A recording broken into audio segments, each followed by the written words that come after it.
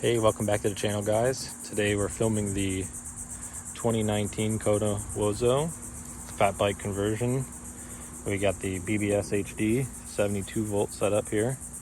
This is utilizing the Phaserunner MT with the cycle Analyst. I did a custom cover that I 3D printed out of ABS to mount the Phaserunner controller on the motor, keep things clean. It's using a 42 tooth front unicycle Eclipse gear with a box components, derailleur, chain, sprocket kit. It's a 50 tooth to, I believe, an 11 or 12 tooth in the rear. It's their wide kit.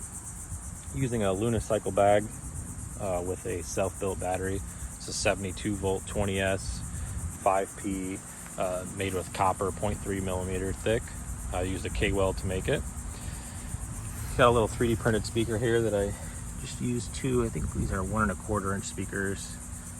Inside my phone bag here, I have the power inverter, and then I have the amplifier, which has a volume knob right here. Makes it convenient, super light and simple, and it's plenty loud enough for me on the trails.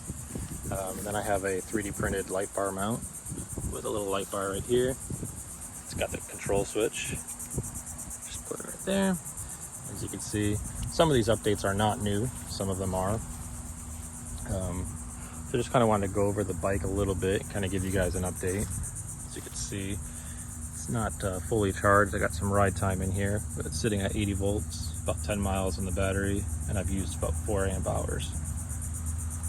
So that's just a little update on the bike. No significant problems.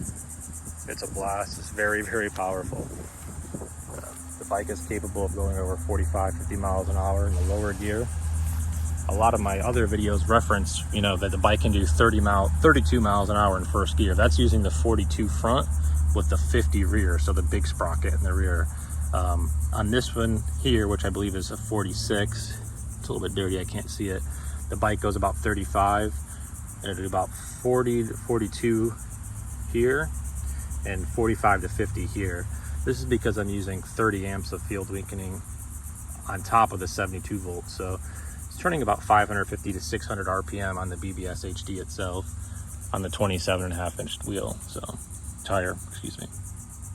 So it's a fun combination. Utilizing this much field weakening with the 50 tooth allows me to interchange between these two gears and get all the power that I need. So I can keep it in one gear while out in the trails and just use the throttle as I need.